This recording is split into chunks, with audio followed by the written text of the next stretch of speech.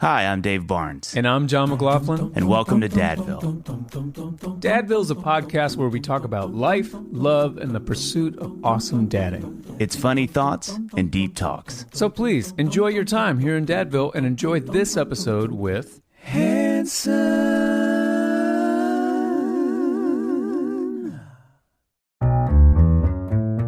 Dave, John. I got nervous. Okay. Sorry. Are you okay? We'll see. Can we talk for a second? Always. Because I got some news. I have decided I want to write a sitcom, okay? Yep. Mm-hmm. It's based around a bickering odd couple, Oh, right? okay. One is kind of a neat freak, Yep. right? And the other one's a slob, and they start a successful business together. Okay, it What do you feels think? kind of like a career pivot. But listen, call me Michael Jordan because I'm game. Which one am I in that scenario? I was thinking you would kind of be the wise neighbor, who's okay. like artsy, the Okay. artsy one on the block. Okay. Done. Done. Brooks Okay. and done. But to get screen ready, I kind of need to make sure I go deep on Athletic Greens AG1 just to get my body in. You know what I'm saying? Just get fit. Yeah. Obviously, I was actually asking myself earlier today, as I always say, Yeah. so I know who I'm talking to. Are you tired of feeling overwhelmed by a multitude of supplements available on the market today? Yeah. Answer is yes. Yeah. Do Duh. you struggle to know where to even start and who to trust? Tell him, Dave. John, listen to this. I've got I'm great listening. news for you. AG1 is a simple and effective solution to your supplemental routine with just one scoop of powder, John. Only one. How many scoops? One? And then how many times a day? One? You got both right. Okay. I've memorized it AG1 already. delivers a comprehensive blend of essential nutrients to support your overall health and wellness. Well, listen to this, Dave. I take AG1 each and every morning You do. before I make my morning latte art. Obviously, that's how I have my glow. It's a burden. It's a blessing. It's really the only way that I can get in that creative zone. That's where I live. That is, yeah. I have also experienced improved digestion. No. My hair, my skin, I was gonna comment. all feels great, and I sleep so much better at night. Look, your hair does look better. I've Thank you. texted you that. I meant to. It's sitting in my outbox of the text. Send it. AG1 is really like a life hack for your nutritional health. Why take a bunch of different supplements when you can just mix one scoop of powder and water once a day with AG1? Exactly. Designed with ease in mind, AG1 helps you live healthier and better without having to do a lot. Easy like Sunday morning, come Dave. on. Get this, Dave. Yep. Each serving, every single serving, Dave, Yep. contains 75, not 74, 75 top quality vitamins, minerals, and whole food sourced ingredients that provide significant advantages such as support for gut health, you love gut health, and mood, increased energy levels, and improved appearance of skin, hair, and nails. Wait, did you say Look at these 75? Oh, I look at them all the time. Yeah. You said 75, I right? did. Are you sure that isn't a typo? Because No. that is insanity. I know it. Plus, I get it delivered right to my door each month, so I never have to worry about running out. Yeah, you don't have to go to the store. No. They'll bring it right The to store you, comes to you. and more. I was trying to rhyme. No, that's good. Look, if you're looking for an easier way to take supplements, Always. Athletic Greens is giving you a free 1-year supply of vitamin D and 5 free travel packs. You thought I was going to say 4. No. No, it's 5 with your first purchase. Go to athleticgreens.com/Dadville. That's athleticgreens.com/Dadville. Check it out. Now, I do want to say this. I had some Okay. thoughts about this sitcom. What do you think Yeah. about calling it Disorderly Conduct, the Startup Edition? Or Okay. The Clean and the Dirty, a success story? Okay. Yeah. I think we have like our plan B and plan C titles. Oh, So that's cool. Let's just some- look for plan A. it's something. Can I just say, first of all, just looking at your beautiful visages is making me unbelievably happy. Is that why you asked us on this? You just wanted to stare? Stare long. That's Good we're to not see even you going to too. record. Please. Just honestly, it's going to be. Look at the hair. There's not actually a podcast. There's just Yeah. No, Guys, we thought about inventing a podcast. You know what, John? You know what my first thought is looking at you guys? I'm like, thank the Lord that all 3 of you have great hair. Because what if one of you just kind of was just hanging on and was doing the comb over thing, and it's, that would be so tragic. We can thank our mother's father. He had all his hair until the end. Oh, wow. In his 90s. Late 90s, yeah. He just, Wow, he was late like, 90s. he had He all lost- the nurses. The He nurses lost his were like, mind, but not his hair. I mean, And that's listen, kind of what I we're mean- going for. I was going to say, if I had to choose, that's not a real hard choice. I mean, if you gotta let's be real. Let's be real. Absolutely. We're musicians. we got to do we're some vain. shows. Like, we rather lose our mind. It's kind of cool and quirky when you're an artist. Yeah. that Oh yeah, loses listen, you their sell mind. records, man. Sell more the records first time that way. I cut my hair after dating my wife. She's like, "Oh, it's like I'm with another man." I'm like, it's like every day. When you have Alzheimer's, that's like every day. It's a new adventure. You're with another man every day. Sex with another man. Another man Except daily for every day. you're another man. That's exactly right. Oh my gosh, I really do Wow. think we have everything needed, guys. Thanks so much. Yeah, It's been okay. great. pretty much it. Yeah, good time. Okay, so if you haven't heard, everybody that's listening, we have 3 of the most wonderful people in the world, 3 of my favorite people in the world, Oh, man. who happen, I mean that, who happen to be brothers, who also happen to be fully hair-headed, and happen to be handsome. Oh. Who are you talking about? Hermanos, hair-headed, Hermanos. and Sí. Hombres. so we have handsome here, Bandidos. guys. Can I just say, I don't want to say that we made the podcast for this interview because that's going to feel Weird. that's going to feel far-reaching. But I'm not going to say that we didn't, and that's what I want to be. Right. On That's important. Both statements are true. Thank you. Thank you so Both much for can having be us, true. guys. Both can be true. So what we do to start is we read what we call the brag sheet, and then so you guys just have to listen to your accomplishments. Okay. It's a way of I humbling kind of and wish it was building up. you. I kind of wish it was you talking about you, right as you set up the interview. I was going to read the back sheet, and then you're like, Dave Barnes. Dave Barnes. Last week I did 4 sit-ups. But thank Had a you so moment much for where he having was us. mildly allergic. Okay, so here's the brag sheet. Buckle up, boys. Formed a band in Tulsa, Oklahoma in 93. That is insanity. 93. I think we just need to sit with that for a second. Okay. Released 2 albums before their major label debut, which is, like, all this is crazy to me. So Boomerang in 95, Bop in 96. Middle of Nowhere was released in 97 and has sold over 10 million copies. I am responsible for 1.3 of those. Just FYI, I keep losing it and buying it back. Released 15 albums. Really, 15? Depends on what you're counting, but we're going to go with that number. Because it's that already is- been that said is- publicly. There's a couple live albums, a couple Christmas albums. Yeah, there's a bunch That of is the stuff. perfect answer. Christmas counts. Yeah, they count. They count. Okay. Their authorized biography, Hanson, the official book, is a New York Times bestseller, nominated for 3 Grammy Awards. In 2003, they started their own label, 3CG Records, served as guest judges on Cupcake Awards. Did I did not know that happened. Each year, I love this, they do a week-long destination concert in Jamaica called Back to the Island, launched their own signature beer called Hops, which... It was all there, and you guys saw it, and you took it. It was I'm all there. so Thank proud you. of you. Yeah. In 2013, Yeah, thank you. Thank they've sold over 16 million freaking albums, and have 3 top 20 albums. Band will be celebrating. This is so cool. Their 31st anniversary in Tulsa in May. And so, okay, so here's what we love to ask. After you hear that, after we do the brag sheet, y'all sitting there and listening, how do you feel hearing that stuff?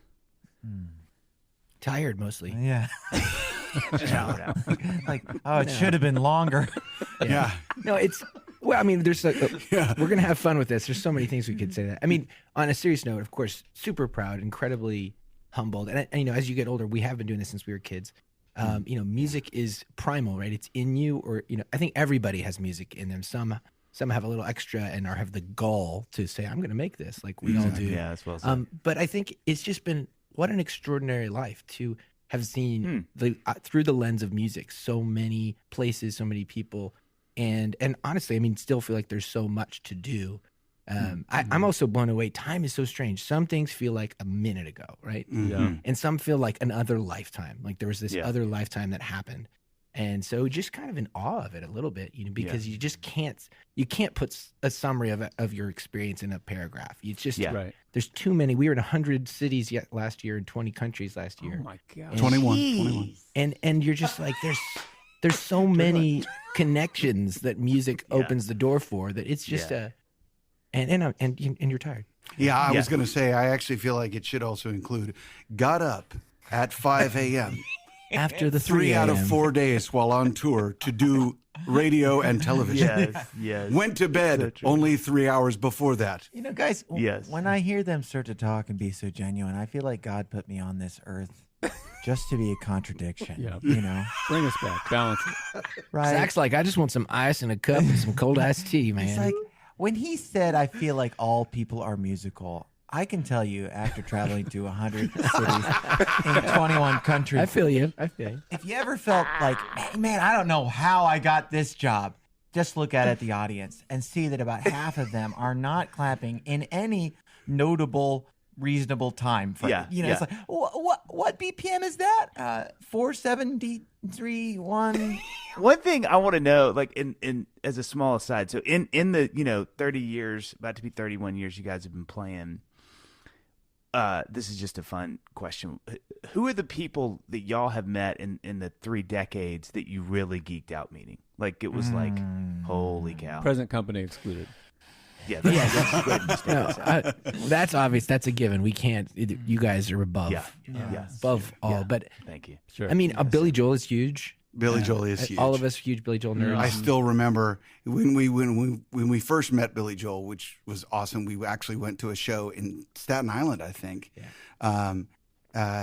I guess that's the Nassau Coliseum, maybe. Yeah, but anyway, and so we were there. We went to meet him backstage, and his mom was having a birthday, and they had cake there, and there was just something.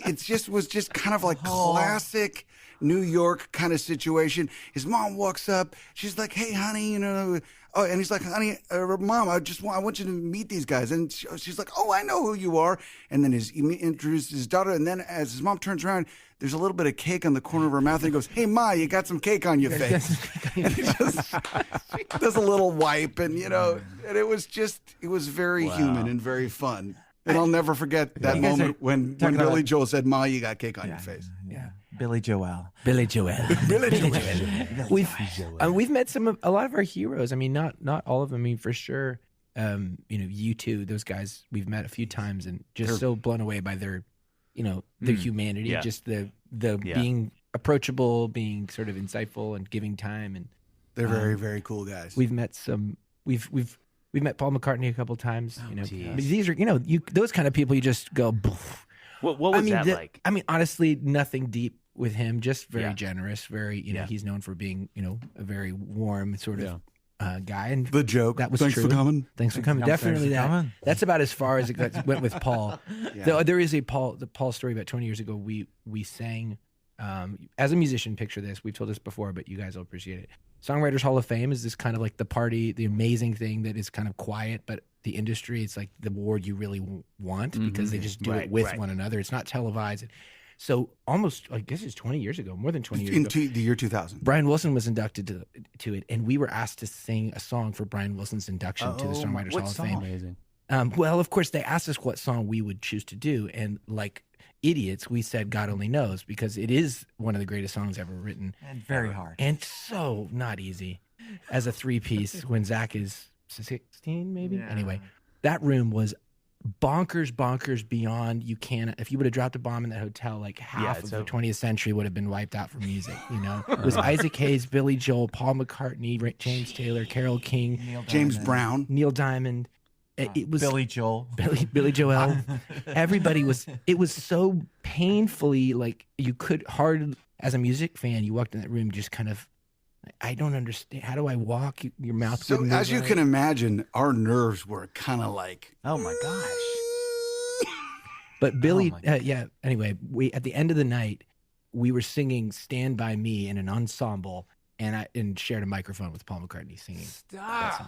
Oh my god! Dude, right? I mean, it's. I kind of want it's this beyond, to just be the rest of the podcast. I just want to hear these stories. That is insane. Anyway, that's kind of that's a once in a lifetime situation, right? You're never going to have those people. I mean, some of those aren't even with us anymore. James. James Brown. So I want to know. We keep talking about your 3 decades plus of a career.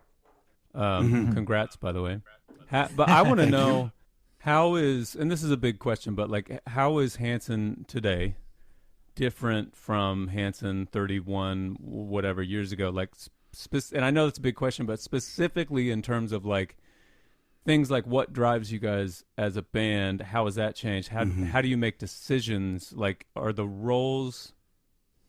roles changed? Have they swapped throughout these 30 years? All that kind of stuff. How is all that different? Who wants How to answer long that? is this podcast? Keep your answers as short as possible. Nothing's changed. It's all the same. We're really great. Okay. Next question.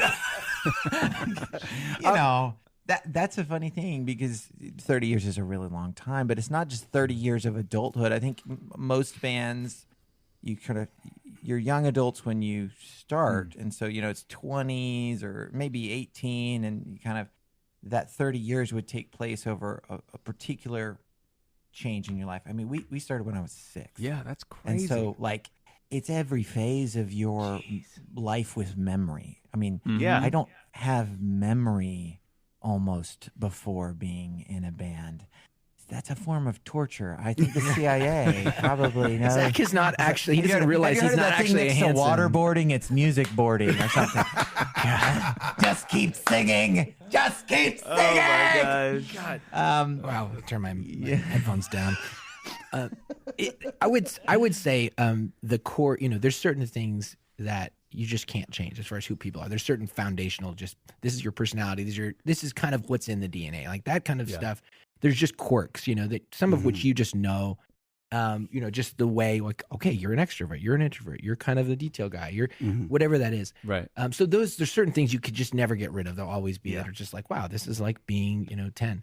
But there's a lot of change. I mean, one, this is, talking about being dads, obviously is one of the themes I know, the conversation and being dads. I mean, we're all fathers, that dynamic of just building your own nest as you get older and figuring out the kind of shared identity you have with your partner in life, with your wife. And I think that evolves you in different ways. It's sort of like depending on who you partner with, who becomes your better half, Right. and that affects, I think, how much better is your yeah, band? exactly. And because this is joking. I mean, she's like a little bit better. yeah. See, this is a really bad No, but it's direction true. to I go mean, because we can't. She's a lot better. I don't know. All of our wives are arguably not better. significantly better than we are. We know that, all of them. It's all upgrades. But this is kind of, when you have a band like this, it is kind of a first marriage. There's a kind of a very all-encompassing type of relationship that Right. has kind of nuances that are unlike most business relationships, right? It's kind of and so you have certain things that are just sort of baked in to, especially you're a creator, you own business, you've traveled, you've spent way too much time together. And so I think there is definitely evolution as people, kind of, you almost lean into the things that are the most important to you, I think, as you get older. Well, but what would be some of those things? I mean, like for me, I mean, I know that I have always kind of been technically oriented. And so a lot of the, since early on, just kind of. It was always like, Isaac, why isn't this TV working? He's like, oh, God. Yeah, I mean, VCR. there's things like that. But as far as it relates to, music making, I mean, definitely, Absolutely. engineering and learning Pro Tools and things of that nature at an early age and that kind of stuff. And that's maintained to be true. I can't always do that in the band. Sometimes I have to just do other projects so that, because, Taylor is very, very demanding. And I just, but anyway. And it begins. Yeah. Zach is really impatient. He's like, isn't it done already? Right. I'm a drummer, guys. 1, 2, 3, 4. know it's Go. good. And you're the I youngest. gave you four counts. Yeah. Well. That's the another youngest- question of mine is like birth order. Does it sort of play out in Yeah. the stereotypical ways? I You know what think mean? I don't know what the stereotypes are exactly. Wow. I don't think we match them exactly, but we absolutely are affected by them. No question. That's Birth what order. a middle child always thinks, right? They're That's always like, classic middle child. I'm You just unique. confirmed I it. don't conform. See, that's There we go. It's always, as the father of 5 and uncle to That you know like about. 25. It is really interesting that birth order is a thing. You see it. There's a certain neuroticism to firstborns. There's a certain kind of individuality to younger children where they're like whatever, I'm just going to do my own thing and not realizing how they affect other people, right? There's a certain kind of I've got to be the best to middle children, right? Because they're trying to overcome the fact that the neurotic children are taking all the time and the younger children aren't paying attention to them, right? Exactly. You just explained my son Monroe so clearly in that moment because he's always like, I gotta beat effort at everything. Yeah, I don't want to admit it. It's all true. We are Yeah.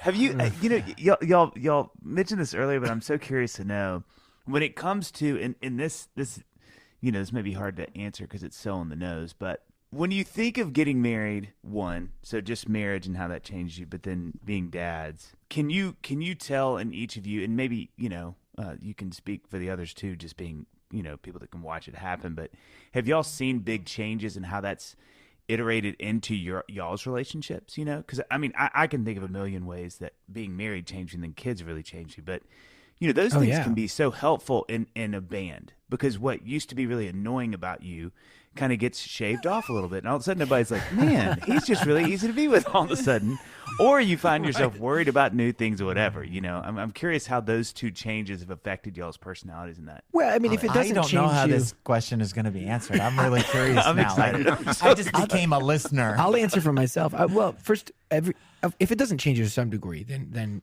I don't think it's doing what it should do. Right. I mean, it should rub off on. It should ripple out. And I absolutely think that our relationships with our better halves, as I said before, it has affected everyone in a positive sense. But it also I think as far as a band goes, I think the primary kind of shift, especially like Zach was mentioning, we've really truly grown up in this kind of role as a band. It's more that whatever the core, let's say love language is, for your spouse, like that's the area where you leave a little bit extra space that, outside of this unit. And so depending on what those things are, that's how it affects the different like relationship you have. For instance, somebody might be, hey guys, the time I got to show up at this time every day. That really helps me with my relationship. Or somebody else like, man, I just, gotta do the X or Y, now my world is in balance. But I think everybody, it's like you grow in appreciation for kind of a bigger world when you have a good relationship. I mean, your partner is like your other way of seeing things. It's not just you driving ahead. Well, I actually feel like, and maybe this is an interesting one, because so both Taylor and I, we had our kids within the first year of marriage. So I actually think in a way it's really hard for me to separate marriage from kids, because there's such a big dynamic absolutely shift that's all happening at the same time. But I remember really specifically, and this is funny, but I remember Zach, when we were making the 2011 EP Facing the Blank Page. For me, that was a really noticeable difference in where Zach started kind of coming from with songs like Bittersweet, for example, and others. It's about 3 years after getting married. Yeah, and that was, and I believe was Junia around yet? Yeah, she would have been. Yeah. So baby. She would have been a baby, and then you had Shepard, who was what, two-ish, something like that. So I remember really clearly the subject matter of that song and how it was a real significant pivot.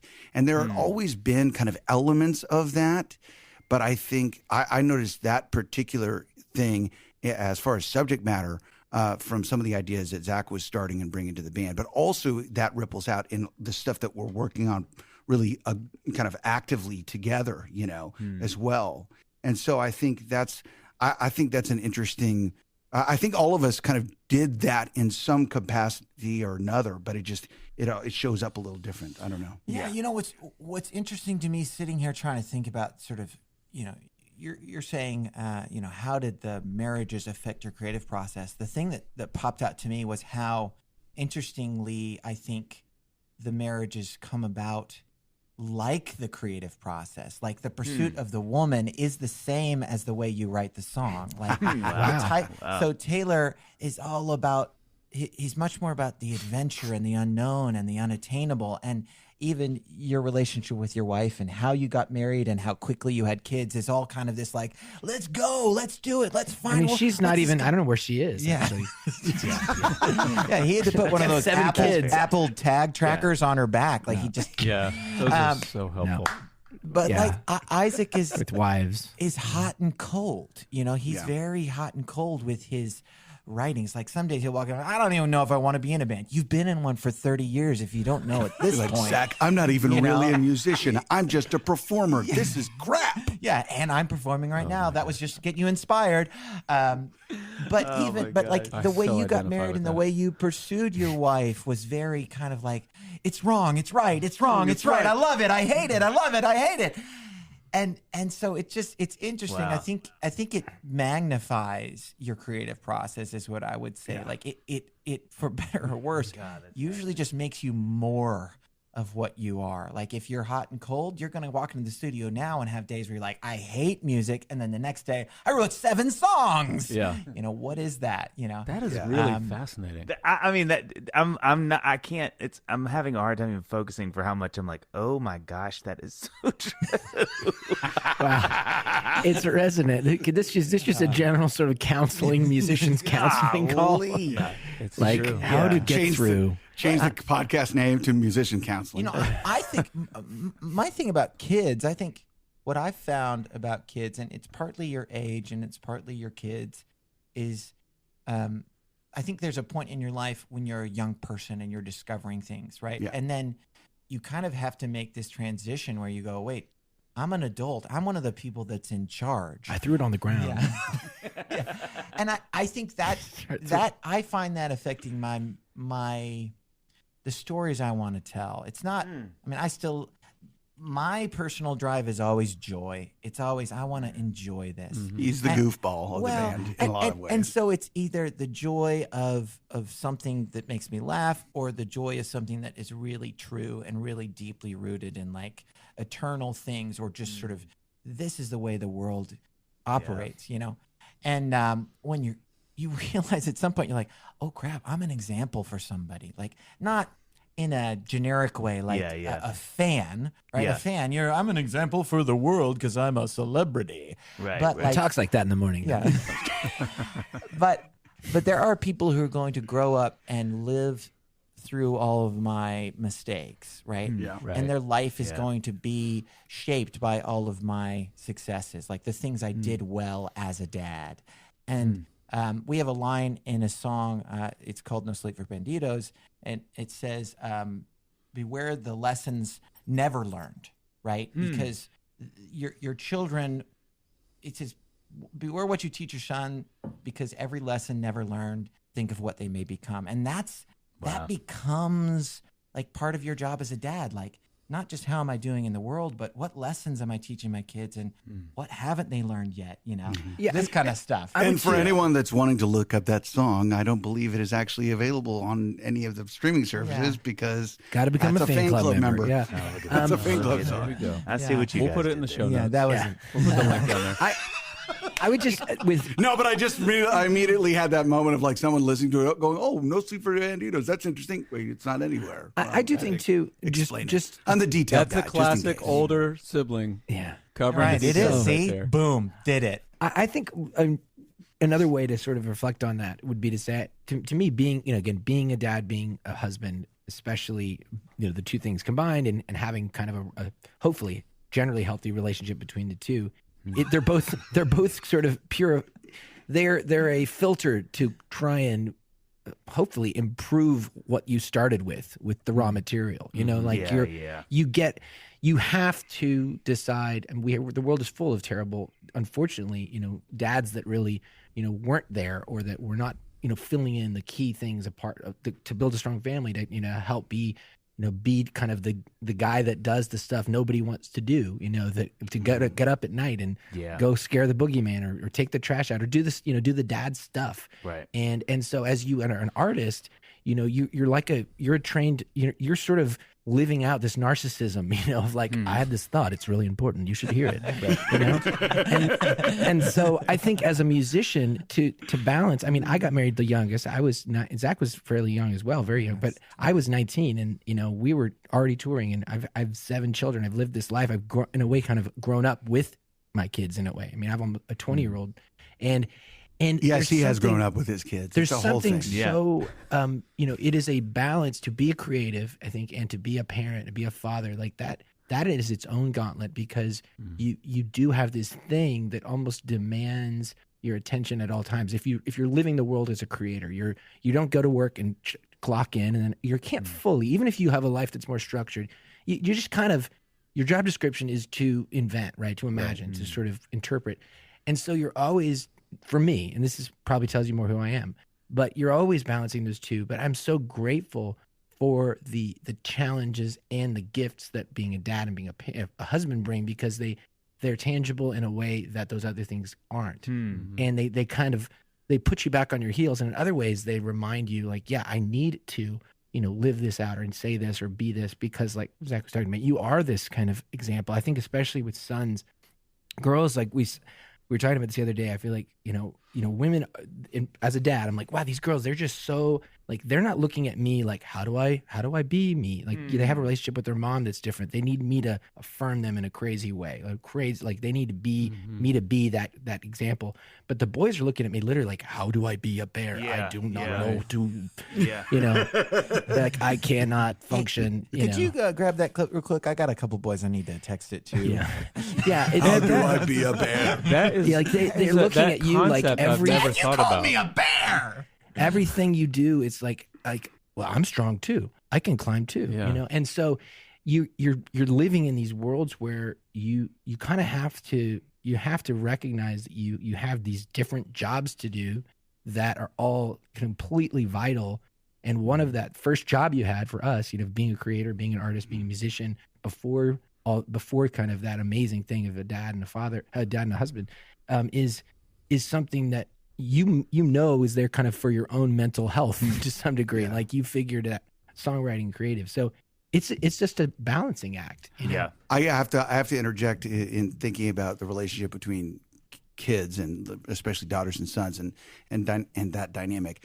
I had one of my favorite dad moments the other day, and it was very, very particular, very small, but it was really, I was like, oh, I might be doing something right. There was just a moment. That is a great It'll all be destroyed. It'll all be destroyed later, with all the therapy bills. But anyway, I was downstairs, and my wife and daughter were upstairs, and I called up the stairs. I said, "Hey, sweetheart," and my daughter responded. Oh. Yeah. And she said, "Yes, Daddy," and it was really kind of awesome because I realized I call her sweetheart a lot, and I call my wife honey most of the time. And my wife knew the difference, and my daughter knew the difference, but I didn't. Wow. And it was kind of a really cool thing of going, oh wow, I have this very there's a term of endearment that I use for my daughter consistently, so much that she knows it even from upstairs. I went, okay, well, I guess. Good luck to the boy she's dating. Yeah. Thank goodness. I'm trying to set the bar high. And then she was like, "Yes, John." Oh my God. I was gonna say, there's so So you turn many around, she's things got a running through boyfriend my standing head. behind you. That You're was like, wait, that who was is such a sweet moment, and I'm sitting here going, It was gonna wreck it. I said, "Hey, bozo," and my wife said, "What's up?" And then all of my kids responded, "Yeah, Dad," in harmony.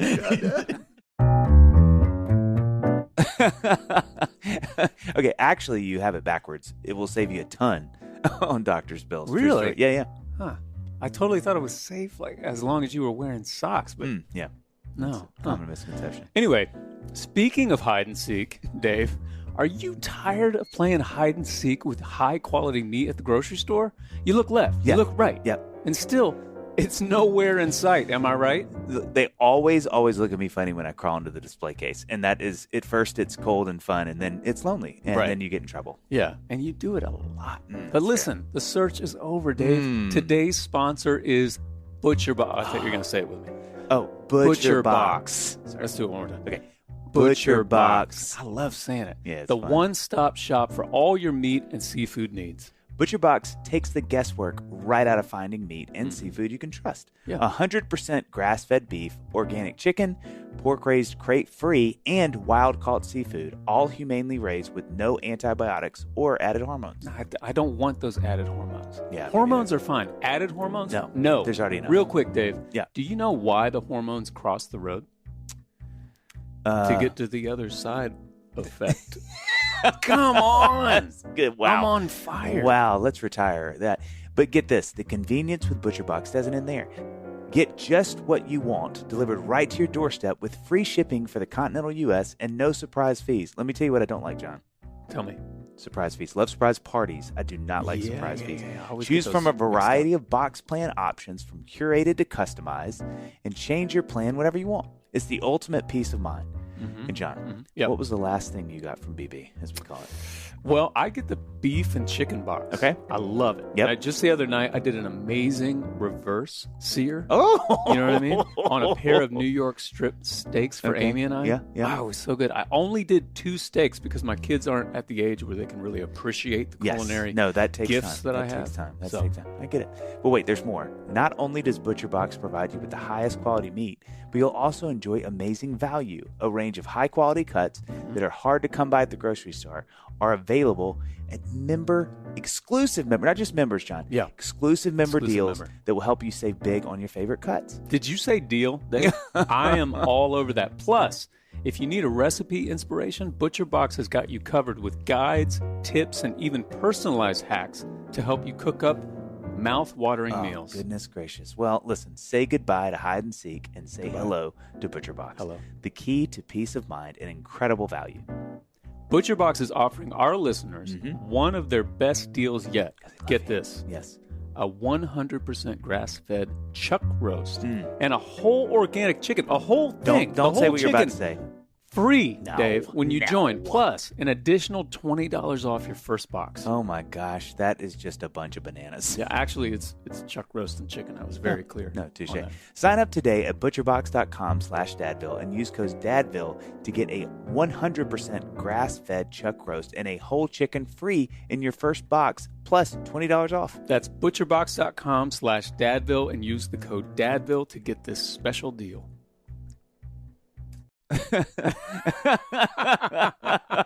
Oh my gosh, it has been so long since someone has said that to me. I know, and in Spanish, it's so much more meaningful. It's beautiful, honestly. Golly. Dave, Yeah.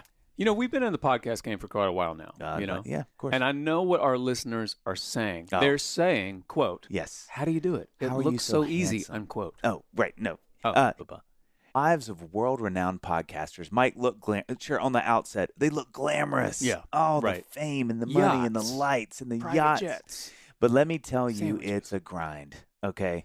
Mhm. Call it a coffee shop because it's a grind, folks. Let's tell our listeners how they can start a podcast empire. John, go. Well, it's easy. Okay. Easy. Okay. One word. Okay. Anchor. That's it. That's it. Yep. 2 syllables, 1 word. Yep. Anchor. Anchor is the easiest way to make a podcast. Not only is it free, but it has super user-friendly tools for both beginner and seasoned podcasters. Yeah. Wait. Did Yep. you say free? That's what I said. Okay, because that Yeah. sounds amazing. Yeah. You can even record and edit your podcast right from your phone or computer. That's crazy. Yeah. You can also get it up on Spotify, Apple Podcasts, and many other services with the touch of a button. Listen, I just heard something explode because guess what? What? That's a lot of bang for your buck. Hey-o! Or should I say for $0? Yeah, for $0, exactly. And you can even start monetizing your podcast with no minimum listenership. It's Yeah. seriously everything you need to make and distribute a podcast all in one place. Hey, sign me up, okay? I'm ready to take my podcasting game to the next level with Anchor. Well, Dave, we're already signed up. That's how. Sorry. That's how we I got this excited and podcast. sort of blacked out. Yeah, that's Okay. my bad. Yeah. Okay, got it. So make sure you download the free Anchor app or go to anchor.fm to get started. Just don't start a ridiculously funny podcast about dad stuff. That's kind of our thing. We're in that space. But good luck. So Isaac, you have 6 kids, right? You have 6 No. kids. Zach has Isaac has 3. Zach has 5. I have 7. Okay. So Yes. I have Taylor has 7. 2 daughters. And Taylor, earlier when I'm you were so talking sorry. about your sons, I have just a side note. I have never thought about the fact that like I love having 2 girls. I love it. I don't have boys, and I Yes. never will. But I've never thought about that. I won't have those like 2 little boys that are like looking at me, being like, "No, I'm mirroring what you're doing." Like my daughters are not looking at Totally. me for that. So anyway, It's a different. I'll grieve that later. It's vital. Well, no, but it's what the relationship with your girls is like. Oh my god, it's It's the best. incredible. But it is so different. It really is different. I mean, I've felt that experience, and it's beautiful. I mean, I love the difference. You know, I mean, it's not something. It's something that's really cool. Oh, the drama I'm having at home right now with this. So my boys are 15, almost 16 actually, 15 and 14, and then our daughter's almost 9. Wow. So there's a big gap, and and the dynamic between the two boys, first of all, is just constant wrestling and arguing, and it's just nonstop to a point where I'm like, seriously, oh my God. But it's because they're so close in age, and they're both basically the same height and have been most of their lives. And it's this constant thing of who's the alpha dog, right? So this is constantly going on. And then our oldest son is like, Dad, you don't understand. Odette is getting away with so much. She doesn't get corrected for this. She doesn't get corrected for that. And of course, the dynamic is so different. And I keep trying to explain to him, I'm like, buddy. She does all these other things like clean herself. I was gonna say She has this stuff called empathy. She already fixes like 8 of the things of the 10 that I'm trying to work on you with. Buddy, you're right. She's misbehaving and talking back, but she's smiling and she doesn't smell bad. Yes. Exactly. Or the fact that if I ever were to threaten her with discipline, she looks at me and she goes, please, Daddy, no. And she melts. Whereas the boys, when you looked at them and go, all right, man, the SWAT's coming. He's like, what's that? You're like, you mean the thing you've been getting on a regular basis? Yeah. I don't even know what you mean by that. Oh, God. Part of my day. This makes me think of a story. I'm going to share a little story. It was a great one. It made me feel good about my family and the way I'm raising my children. So I get a call Do I from have my to wife. take a turn after this? Yeah, you do. Yeah. And she goes, I got to tell you, our friend just came downstairs. Your daughter was playing upstairs with another one of her 5-year-old friends. And the girl came down and she said, Lucille just said she's going to murder me. And she ran off crying, and they sort of worked it out. My wife went upstairs. What did you say? What's going on? She was tired after school. And as my wife walks downstairs after giving the stern talk to our younger daughter, she hears our 12-year-old daughter talking to the mother of the girl who was going to be murdered. And Junia, our 12-year-old, goes, us Hansons, sometimes we say, like, I'm going to murder you, but it's in a loving way. Like, I'm going to murder you if you touch my stuff, but, like, I still love you, Yeah. God, I love that. You thought, wait, we're waiting for him because That's it. That's the story. That's the story. I'm going to murder you, but in a loving way. Oh my And God. I just thought, I love that both of you started your story with, this really made me feel good about me. yeah.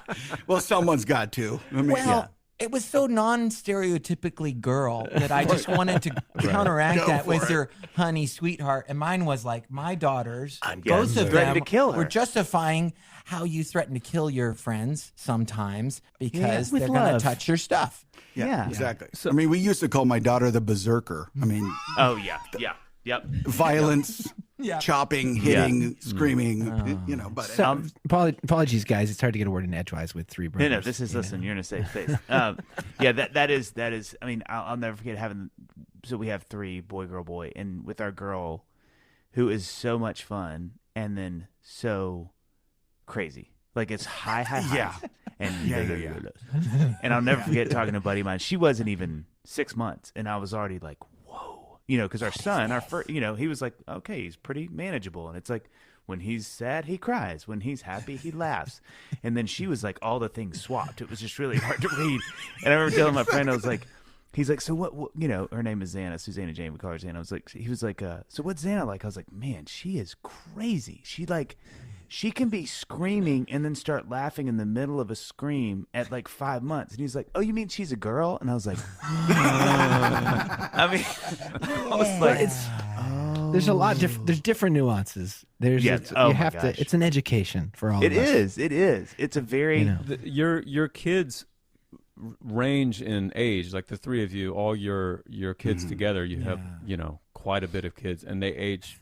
Like 15, you got I a think. 20-year-old and a between the 3, a 20-year-old and a what? The youngest is 20 months. Mine 20 is the months. youngest. Quincy, yeah. So So, Taylor, you have 7 ranging from 20 To 2. to 2, and then I've got 3 ranging from 15 to 9. Oh, 8. Yeah, and then I have 14 down to about to be 2. okay, Yeah. so because our Like a Dave, petri dish how of good- child rearing. Hold on, let me just really good. Y'all must be so good at this point. Like, I mean, are you just like is the newest kids each of y'all have had, Taylor and Zach? Is it just kind of like we should just do another lap because this one is going to be like the president. It's going to be the only person that's ever been a president for 4 terms. Like they're going to be so well adjusted, and just they've got the best versions of us, and we have done this enough now that it is like we. So I've been going just trying to get a left-handed kid. I'm left-handed. Nobody's left-handed. I just keep going, honey. No, until we know we got a left-handed. You don't want to switch I'm the not going to be drum set. alone in this. Yeah. Exactly. And so Quincy, it looks like he's left-handed, so I think I'm done. I want to answer your question, and I also know John is headed towards something. You were going towards a. I was going toward a brilliant question. You ready for it? But I hope they keep getting better. Over here. No, I'm curious because anytime that we interview, have guests who have older kids, I always want to ask them. As my girls are 7 and 10, I'm always wanting to know like what's the age phase that was the trickiest, you know. And is it the stereotypical kind of like early teen years kind of thing, or was it all over? I'm gonna love this because I know probably the real answer, but I'm gonna hear them both give like a nice answer. I'm like, No, I don't. every phase is great. No, I don't. I think every phase is really hard. Frankly, I think and my answer is every phase is hard, but every phase has a different kind of hard, right? Like when I remember distinctly when we had our 4 oldest, just being like, my bed is the couch because I'm doing what we do. You're getting home after bedtime a lot of times. And like, they're all surgically attached to their mother, like in a way that's like, but you're my life, I can't breathe, and they would literally fight over who had a hand on my wife, like while sleeping. And even if they went to their beds, like, and they'd end up in our bed. And just thinking like, I might never sleep in that bed again. And then all of a sudden you turn around and you're like, now they're like huge people and they're all very much in their corners. And that is hard in a different way because they start to need you to help them launch, like finding interest, getting out of the cave, leaving into, going out into the world. And so I just think every era requires everything. It's just different muscles, early on, it's like you're cultivating a plant, you got to get it all watered, get it going. And then all of a sudden it's this whole other thing, Yeah. So I don't know if there's a trouble zone. I think people are different. Guys and girls definitely different, but guys and girls differences are not just like that's a girl, that's a guy. It's just more combining elements differently. So one thing I'm really curious about that I'm sort of dreading, and I would actually have never asked this on the podcast with any of our guests, like just what is your social security number and zip code, and we'll each of you just go as quick as you can, and that's gonna be fast. No, like have y'all seen in your kids? Yeah, have you seen? Have you seen as they've gotten older, and have you felt that kind of pulling away? Like, is that what I'm dreading? It's gonna be where you can feel I think our whole generation growing up heard like the stereotype of I hate you, Dad, I hate you, Mom, and I don't think that technically. That's not a guarantee. I think definitely not. I think there is a distinct transition. Like when kids are toddlers, there's the first wave of I'm my own whatever is like I'm going to push everything, I'm going to break everything, and figure out where the edge is, which is like that terrible 2 kind of phase. Like, why are you dropping everything on the floor? Because they're trying to figure out like where's the boundary. And I think as young people grow into like young adults and teenagers, there's another boundary push. That's what I think that's what it looks like. It doesn't necessarily mean I hate you, but it's definitely like, think about anybody that's not gone past into their 20s and lived past that. Like there's all these milestones where you're just trying to figure out how to be a, independent functioning human. And your parents are kind of over here in safe zone. Yeah. And you have to figure out where you want to like step out versus go back to them for support. And it's a tension. It's just a tension that you can't avoid. I've got pretty assertive kids as a whole, and they're definitely. I feel like my oldest son in particular is definitely pushing pretty hard. Like he's. I'm in the hot seat of teenage boy zone right now because it's like. Teenage boys. But I just thought, whatever I did, whatever I said, it didn't mean that. I immediately went to boy zone in the 90s. I went, oh my God. It's a boy group. It's a man group. Oh my God. Anyway, Sorry, I just Isaac's podcast. anyway. Yeah. Oh my gosh. Trapped in Boyzone. But I've got this really. I got this really intense situation with my sons now where they're both taller than me. My wife is like 5'9", I'm 5'11", and they're both like over 6 feet tall. Wow. And they're very into it. They're very into it. They're like, "What's up, Dad?" Yeah. And like, and they'll get up on their toes to just make themselves even taller. Be like, "What's up, Dad? How you doing? Why are you so small?" I'm like, "Oh, really? Why am I so small?" Wow. Yeah. Speaking of things, see, not proud of that. Not proud of that part of my fathering. Yeah. But so I think that there is a push in that kind of. I felt it from about. I feel like with the boys, it's definitely been like that 13, 14 where it really hits kind of full testosterone intensity. Right. Yeah. Let me arm wrestle you. Watch me crush you. I'm so irritated at everything. I'm like, really? Why? I don't even know. Yeah. I'm It's still an like that with my interesting dad. You know, the thing about, I mean, I haven't really gone through that with my kids because my oldest is 14 and, but you sort of see it. But the reality, I think, with a lot of that is you kind of want them to do that. Yeah. You don't want to go through it. Right. But you actually need them to do it because if they don't strongly step out on their own, then you end up with the stereotype of like, he's 30 and he doesn't have a job and he's living in the basement. Right. And that's not always related, but it certainly is part of this idea of individuality. And Absolutely. So, just prepare, enjoy it, get a lot of hard liquor because you're going to have some pain. I think that's what I've been doing. Well, just stocking Thanks for up. listening to Teenage Boyzone. It actually, so my oldest is 10, and it has like any time that she holds my hand on her own volition while we're walking down the street or little things like that, I just soak it up because I'm like, next week this could be gone. This like the change is going to start happening, But the girls, that's a whole other thing. I'm terrified. And my 12-year-old daughter will walk up to me. She's like, "Dad, will you buy me some new shoes?" I'm like, "Honey, when was the last time you bought new shoes?" She's like, "I'll give you a hug." I'm like, No. "Okay, fine." and then all of a sudden you already have new shoes. in She's your hand holding the somehow. phone with the link. You're like, okay. I'm like, "How many seconds? 5, 10, What are we until talking Say, I'm with done." 2 hugs around your friends. No, this is negotiation. I want to be They gotta around see your you friends. hug me. They've got to see you hug Your me. friends got to realize that you love your father. Okay. And then I I'll want you to do it if I mention can something get out of the about me car to and their pick up line at parents. school and Okay, dance. to their parents. Wait, I have kind of a dumb. I've got a dumb question though for Isaac. Since Isaac, you have 3 kids, Yeah. I have 2, and Yeah. I'm a firm believer that anyone, however many kids you have, any other family that has just one more kid than you think is crazy. Yeah. Right. Yeah. Yeah. That sounds about right. And so That sounds about right. Right. Dave has 3 kids. So if Dave and I are going to start complaining about like how stressful it is or like we've got kids, Dave trumps me because he's got 3. I only got 2.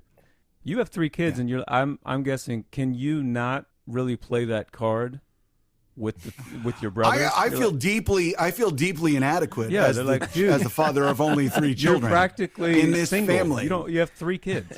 I know.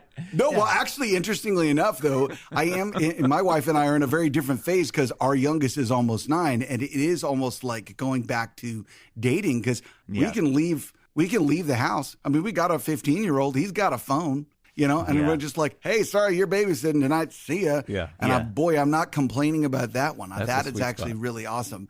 But I thought you were going to say we have a 9-year-old. She's fine. Oh, yeah. well, that's You true don't know too. where she Actually, is half the if we time. just gave her a phone, she would be actually about as mature as the 15-year-old. But Yes, that's all. yes. He would be so mad at me right now. He's like, "Dad, oh my God, why did you say that? Did you see All Odette of my this friends morning?" listen to Dadville.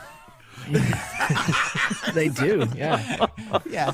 Education. Whenever I complains about not having enough time, me and my wife just That's sit there it. and go, That's what I mean. That's what John is Really? asking. Is those little Exactly. things where you're like, "Oh, what's your it like days only are having so 3?" full. Well, It's I like just you want to lay say, down in bed Isaac, and I see go you. to sleep. I see you, Isaac. Your Thank you, John. pain is Thank real. you.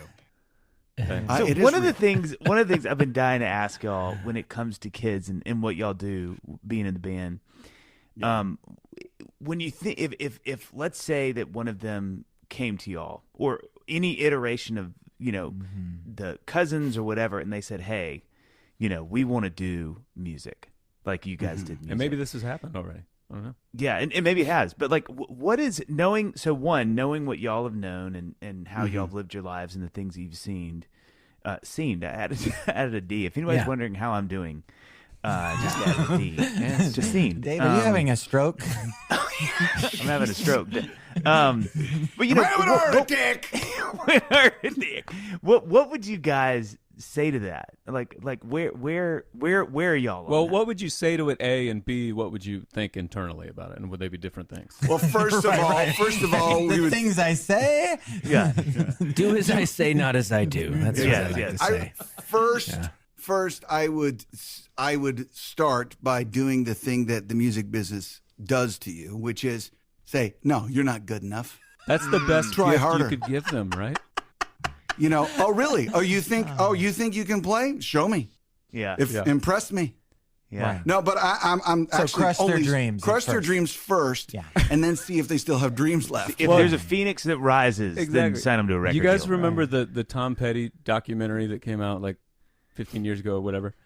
We used to watch that like on loop, my band and I. And I remember there was somebody in that documentary that was maybe Bono or something, was saying something about how like, show me any rock star or something, and I'll show you somebody who told them, like they had a father who either wasn't there or said couldn't do it. And I remember in that moment thinking like, Something to overcome. yeah, well, I was like, well, thanks a lot, Dad, for being so freaking supportive. Why did you have to come to all my shows, Dad? I'll play listening room Could have for the been rest of my life. something. Anyway, I cut you off. Go ahead. Only my father. Well, Yeah. no, I mean, it's an interesting thing about, your kids. I mean, the main thing I think that we saw with our parents was they facilitated us. They didn't, They weren't come on stage parents in stage. the sense of They didn't write our songs, but they'd kind of, I think there's an element of stage parent that has to be positive, which is the challenging of your children, right? What our mom did all the time was tell people we sang. What our mom did all the time was be our biggest fan and go like, And be our man, promoter. they are so great. Yeah. They should sing for you, right? Yeah. In the weirdest, most awkward places to people that you knew there was no benefit to your career. It was just they were going to get to hear a song and you were going to have to do benefits it. her Golden Corral. socially. Once you're done peeing, my sons are right outside. I would love for them to.